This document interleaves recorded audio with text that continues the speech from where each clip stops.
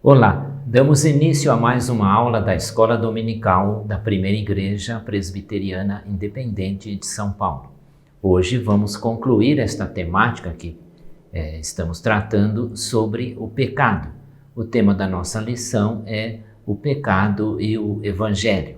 Vimos na semana passada o pecado e a lei e hoje concluímos então com esta parte da nossa lição. O texto básico da nossa lição encontra-se em Romanos capítulo 8, versos 1 e 2. Vamos dar início então com uma oração. Senhor Deus que estás nos céus, obrigado por mais uma aula da Escola Dominical. Que o Senhor venha abençoar a cada um que estão nos assistindo, que o Senhor possa a todos dar a compreensão da Tua Palavra, iluminando-nos pelo Teu Santo Espírito. Abençoa a Tua Igreja no decorrer das demais atividades do dia de hoje e que nós possamos praticar a Tua Palavra em nossas vidas. Nós oramos em nome de Jesus. Amém. O cristão e o pecado em relação ao Evangelho. Vimos na última aula o pecado e a lei.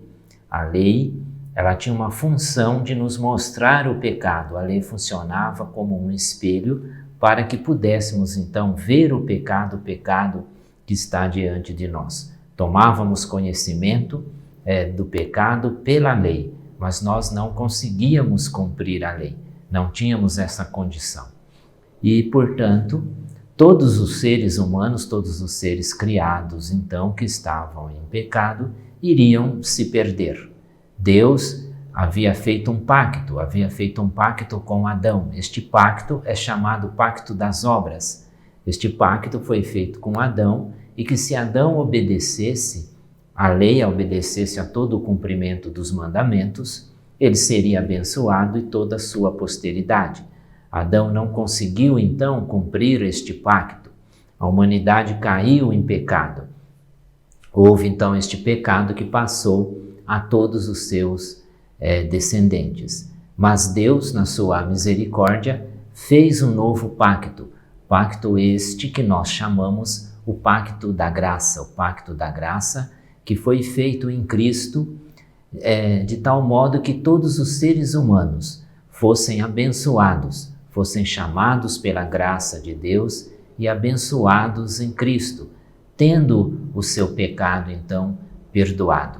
Era a única forma que Deus encontrou, a única maneira que Deus encontrou para que Ele pudesse redimir a criação, consertar a criação que pela queda do homem estava em pecado.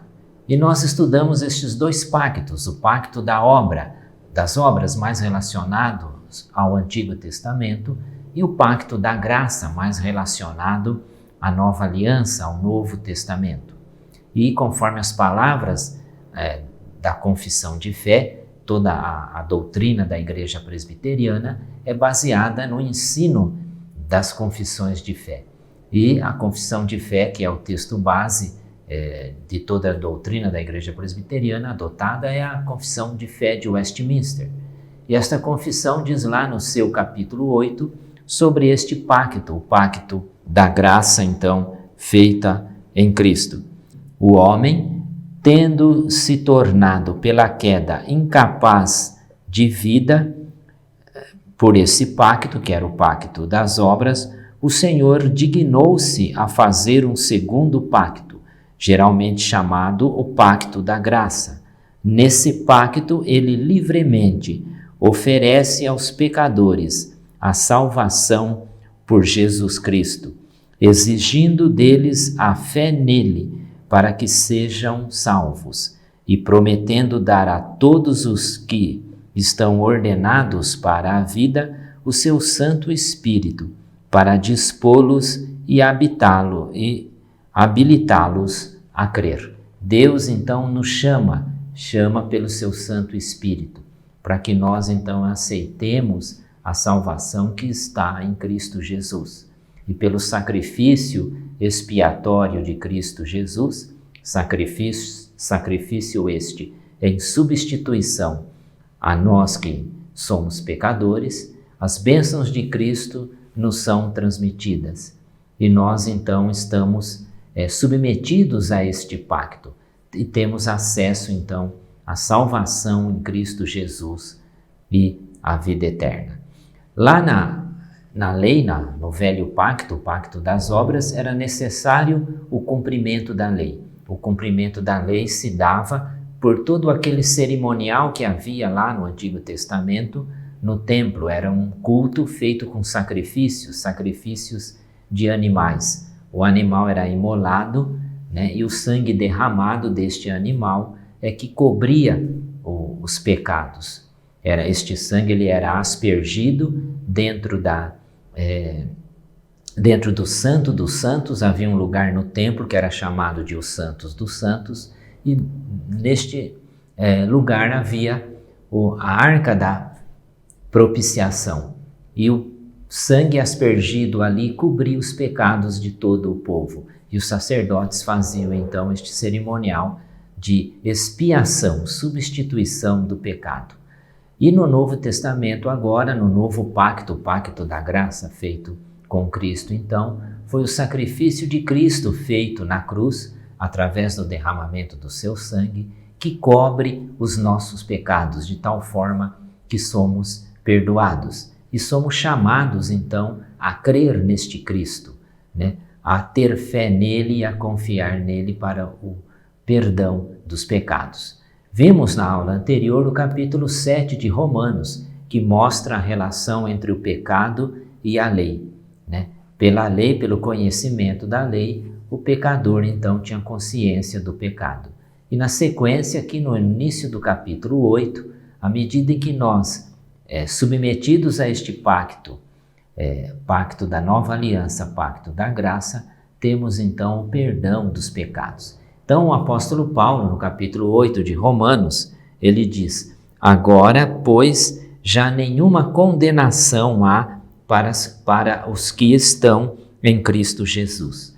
Porque a lei do Espírito da vida em Cristo te livrou da lei do pecado e da morte. Porquanto que fora impossível a lei no que estava enferma pela carne, isso fez Deus, enviando seu próprio Filho em semelhança de carne, e no tocante ao pecado, e com efeito condenou Deus na carne o pecado, a fim de que o preceito da lei se cumprisse em nós, que não andamos segundo a carne, mas segundo o Espírito. Há aqueles que são chamados por Cristo, aqueles que pela fé aceitam a Cristo e aceitam o sacrifício de Cristo, então têm os seus pecados perdoados, se tornam nova criatura, né? Como diz a palavra, um novo homem, passam daquele reino, o reino das trevas, para o reino de luz. E neste crente, o crente que aceita a palavra de Cristo, este crente então tem uma nova lei que opera nele, diz o apóstolo.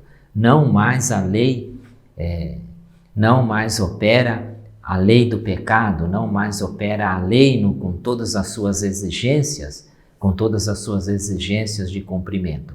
Mas agora opera no crente a lei do Espírito, a lei do Espírito e da vida. É esta lei que transforma o crente, que faz com que o crente, então, conheça, né, tudo aquilo que ele deve fazer, né, toda aquela velha natureza que ele deve abandonar e seguir no seu caminho, da nova natureza.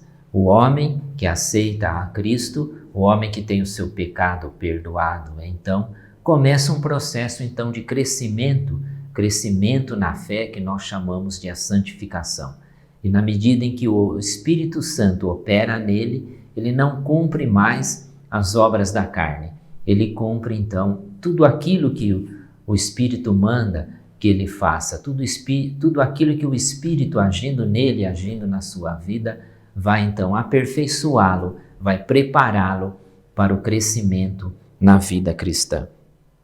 Então é isto que Paulo está falando, a lei do Espírito da vida, que nada mais é do que o habitar do Espírito Santo no coração do crente, né? O agir do Espírito nele, em Cristo Jesus, livra assim o crente da lei do pecado e da morte, de tudo aquilo que a lei não podia salvar o crente, né? Não, ele tinha que fazer constantes cumprimentos desta lei, cumprimento que lhe era impossível.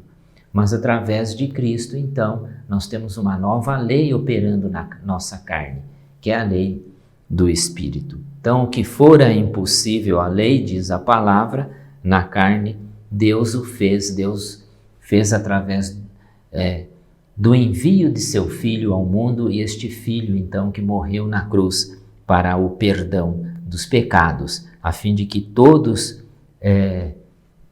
condenem o pecado na carne e possam, então, desfrutar da nova vida em Cristo Jesus. E nessa nova vida cristã, nesta vida, então, que começa com o chamado, né, o chamado do Espírito Santo para que o crente se converta, aí há todo o processo de conversão do crente no Espírito, e ele começa o seu processo de crescimento na fé, que é o processo de crescimento em santificação. Ele vai então sendo aperfeiçoado até alcançar a plenitude da estatura de Cristo. Nós vemos que sob a graça, sob o império da graça, ou quando a lei da graça opera na vida de cada crente, ele é chamado primeiramente, chamado para que abandone o seu pecado, abandone a sua velha natureza. E esse chamado, então, vai ocorrer, então, com o novo nascimento, com aquilo que nós chamamos, teologicamente, de a regeneração do crente, que se dá através desse ato do Espírito Santo, que o chama e o capacita a aceitar a Cristo Jesus. E ao mesmo tempo em que o crente é chamado, ele começa a desfrutar de uma série de bênçãos que estão sobre ele, bênçãos que vão prepará-lo para trilhar este caminho da salvação. O crente, então, chamado e regenerado, aquele crente, então, que nasce de novo, ao mesmo tempo ele é justificado. Acontece a justificação, né, pela fé em Cristo Jesus. Ele é declarado justo diante de Deus. No céu não entra pecadores, mas para que se entre no céu é necessário que todos sejam declarados justos.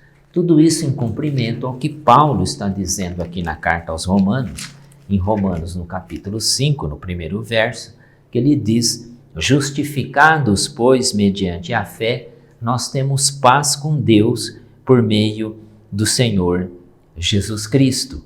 E foi por intermédio dele que obtivemos acesso pela fé a esta graça na qual estamos firmes.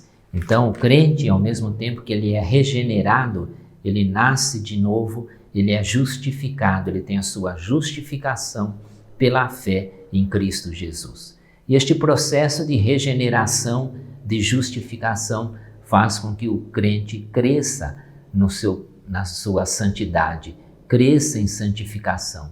Santificação que nada mais é do que a separação do mundo, né? O crente, ele é separado do mundo. Ele não é mais chamado pelas coisas do mundo, ele não tem vontade de praticar aquelas coisas de quando havia a velha natureza, o velho homem, mas ele cresce em santidade, então separado e cuidando agora apenas das coisas espirituais. Ele é regenerado, ele é justificado, cresce em santificação e ele é adotado por Deus, ele é declarado filho de Deus e herdeiro junto com Cristo. Ele recebe assim as bênçãos da adoção em Cristo Jesus. E este crente então prepara a sua nova caminhada para que lá no futuro, no final da sua caminhada aqui na vida terrena, ele possa estar com Deus, ele possa estar em glória. O crente santificado caminha então para o seu estado de glorificação, que será o seu estado final, quando ele estiver com Cristo Jesus.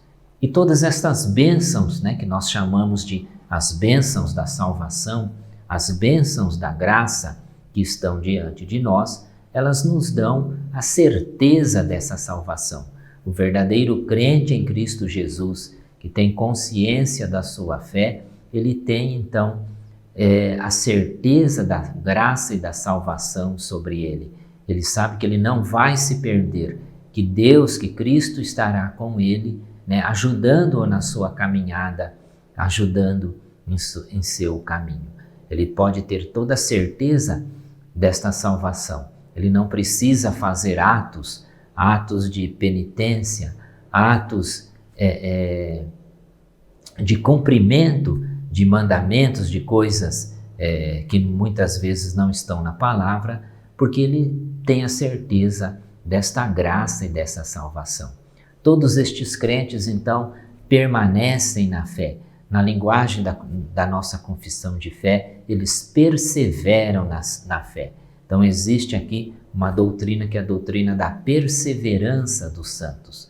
Os crentes chamados em Cristo Jesus não só recebem esta bênção, que é a bênção da certeza da sua graça e da certeza da sua salvação, como também esses crentes vão perseverar na fé, aquilo que nós chamamos de a perseverança dos santos. Sabemos que todas as coisas que acontecem no mundo, todas as coisas que estão em volta do crente, não têm poder sobre ele, não têm poder do mal, não são capazes de fazê-lo com que ele se desvie do seu caminho. E ele pode então perseverar na fé e perseverar na graça de Deus.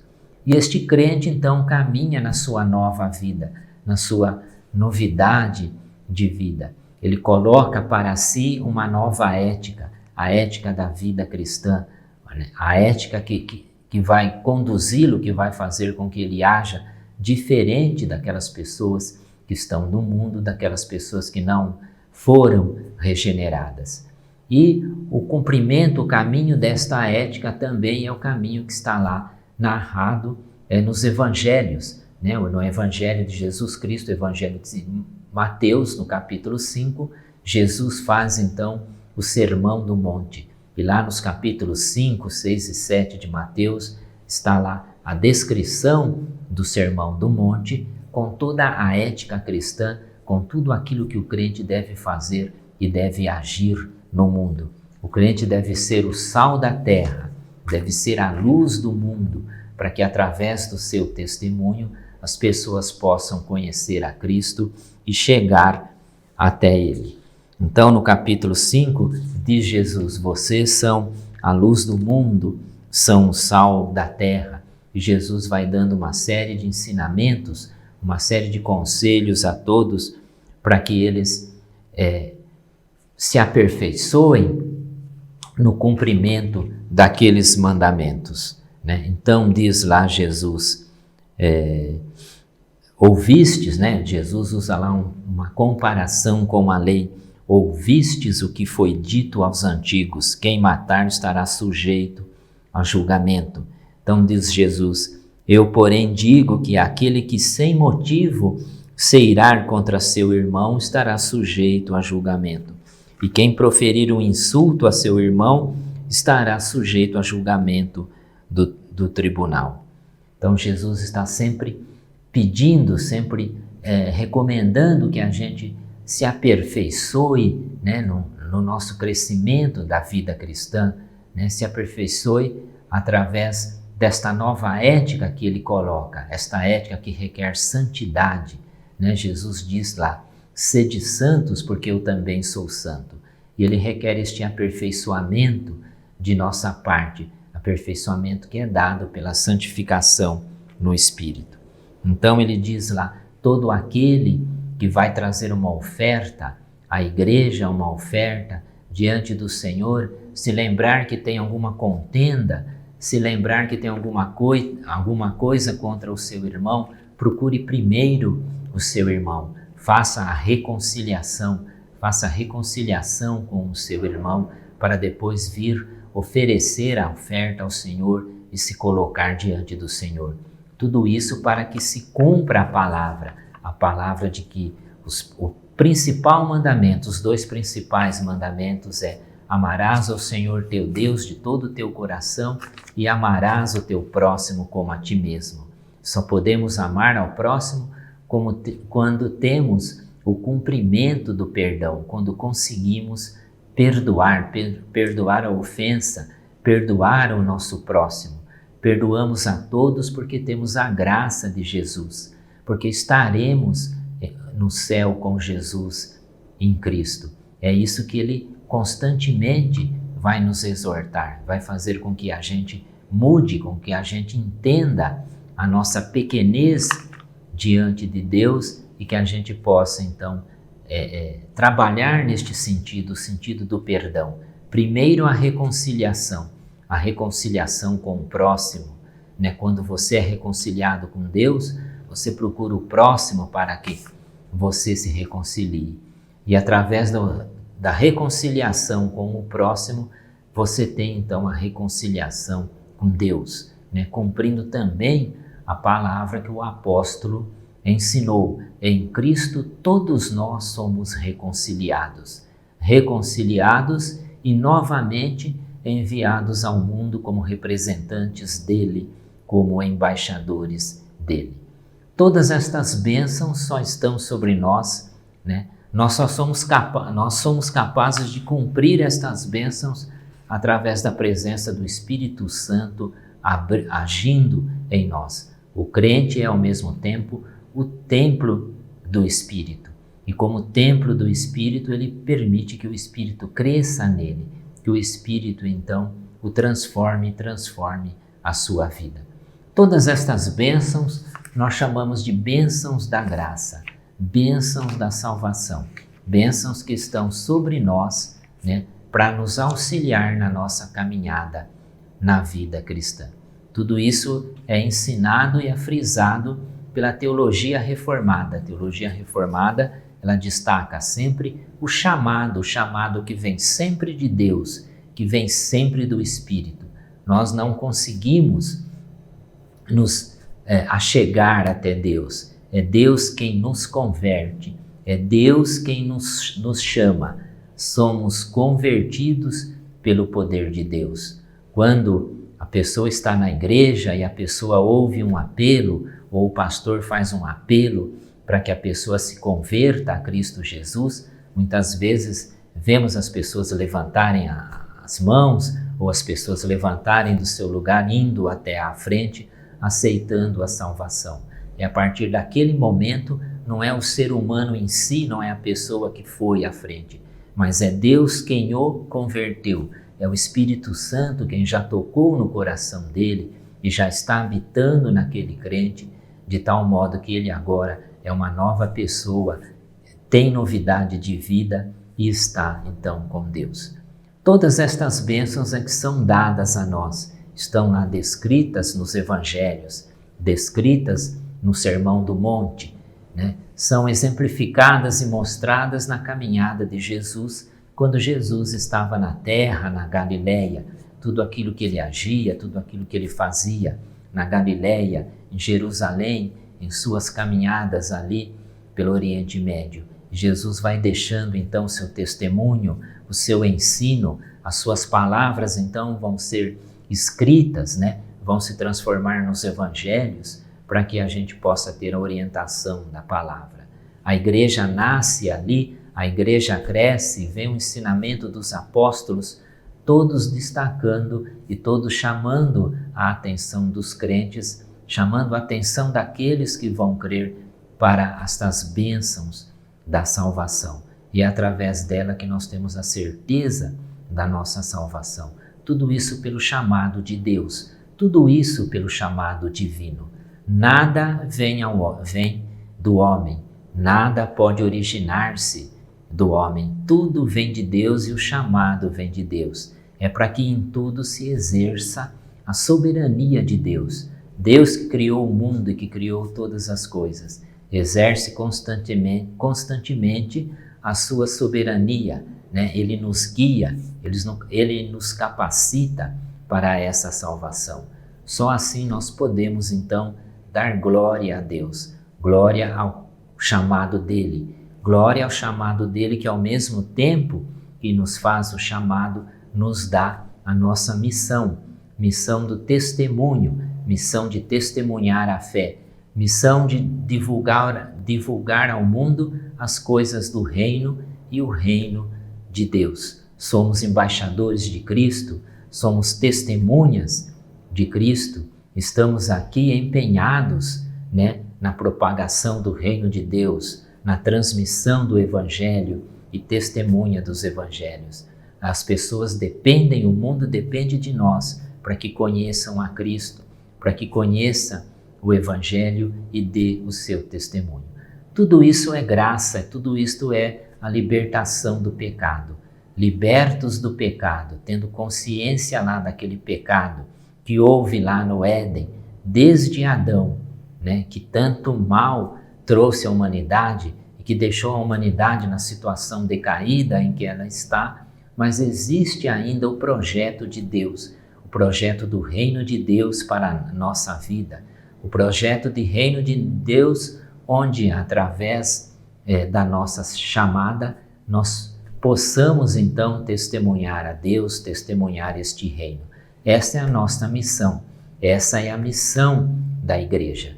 Compete a cada um de nós, através do estudo, o estudo da palavra, o aperfeiçoamento, o estudo através da escola dominical, estarmos sempre capacitados, estarmos sempre aptos a dar testemunho da nossa fé, a ter sempre uma palavra de conforto, de reconciliação ao próximo, uma palavra de paz, e dar este testemunho e fazer esta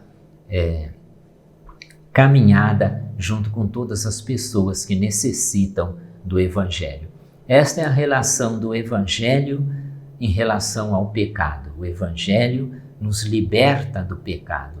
O Evangelho nos traz para esta nova vida em Cristo Jesus. Que nós, como Igreja de Deus, possamos sempre praticar este Evangelho, praticar estes ensinos de Cristo e darmos testemunhos da nossa fé, através da nossa palavra, do nosso estudo e da nossa vida. Que o Senhor possa então aplicar a sua palavra sobre todos nós. Amém.